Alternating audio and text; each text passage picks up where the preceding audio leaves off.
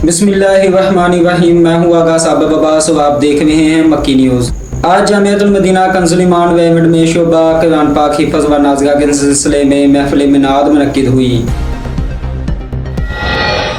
जिसमें दो बच्चे हाफ़िज़ मोहम्मद अब्दुल्ला बिन हाजी महबूब हुसैन और हाफ़िज़ मोहम्मद शिफान बिन राना उस्मान ने कावी असद मदनी साहब से हिफ्ज़ मुकम्मल करने की शहादत हासिल की।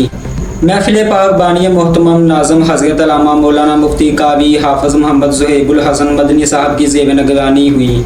वहाँ पर मौजूद तमाम दोस्तों की तरफ से हिफ्ज़ करने वाले बच्चों को बहुत बहुत मुबारकबाद पेश की गई। इस दावे में तकरीबन 250 से ज़्यादा बच्चे हिफ्ज़ नाज़िला और दर्स निज़ामी की तालीम हासिल कर रहे हैं।